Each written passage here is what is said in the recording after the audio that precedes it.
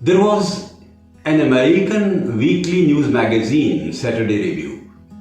The editor was Norman Cousins, a brilliant man, a great writer. But unfortunately, he became afflicted with a disease, the cure of which was generally not possible: rheumatoid arthritis. Today, we have treatment for that disease, but at that time, only 1 out of 500 persons used to survive. And one of the victims today was Norman Cousins. He became depressed. He didn't have his wife at that time, and so he started thinking in terms of death, that his days are numbered. One of his friends, who was a doctor, asked him to get admitted to a nursing home where he could be looked after. The friend, while going, told Norman Cousins, "Norman, you are so depressed because of the illness that if you continue thinking about your illness and get worried and anxious, you will die early." Norman thought about this sentence of his friend and mused over it and asked himself, if by being worried I can die early, can I prolong my life by remaining happy? A voice came from inside. "What is there to be happy about now, Norman? Your days are numbered." But no, another Norman was there, the optimist. He said, "No, let me try."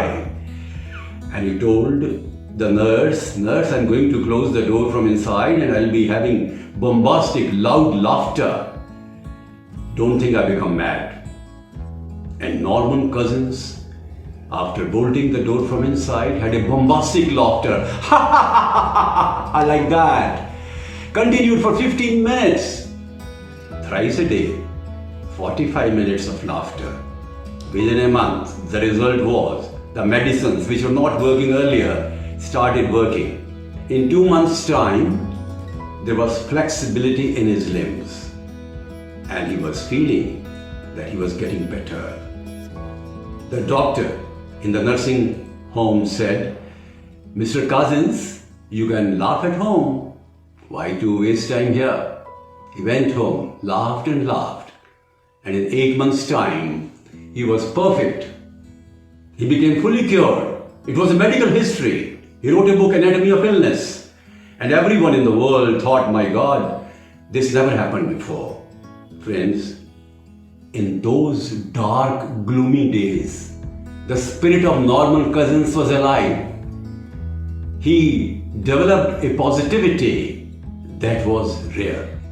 Norman Cousins' cure was a news in medical history. By positivity, we can really face the greatest gloom in our life. Anne Frank was imprisoned in her own house with her family members by the soldiers and generals of Hitler. Used to write a diary, and she wrote, "The purpose of human life is accumulating happiness. Whatever happens tomorrow, today we should be happy." The whole family was later identified and killed, but the diary of Anne Frank is still a journal in hope. There are many instances where people really face life with strength. I'll give you an example of a lady whose story was published long time ago in an Indian newspaper. She was only 40 years of age. She had a son, 20 years of age.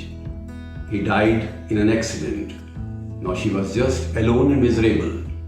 She had no hope for happiness in life. Went to her guru, and guru said, "Oh daughter, remain happy." She said, "For what? What can I now do?"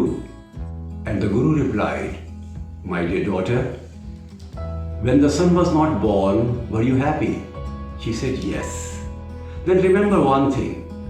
He was with you for 20 long years. That was a destiny. Now, it is your duty to think in terms of what you can do in life. But what is there in me now?" she asked. He said, "Pran, you have life. And those who have life, God is with them. She changed, transformed. We have seen many failures in human history where people fall flat but then move up, stand up. Madame Curie, one after the other, all problems. She lost her husband, lost her health, but she continued and won 2 Nobel Prizes. We have in India examples of Jaishankar Prasad and Suryakant Tripathi Nirala and Sharchandra Chattopadhyay, all the 3 great writers who lived in poverty and died in poverty and yet contributed significantly to literature which became world literature. We find that the strength within should be called and recalled. We should analyze our problems, think in terms of solutions, take help of God, family, friends, great writers, spiritual practitioners, religious leaders, great philanthropists, altruists, and think in terms of what can be done to face the difficult times with a smile.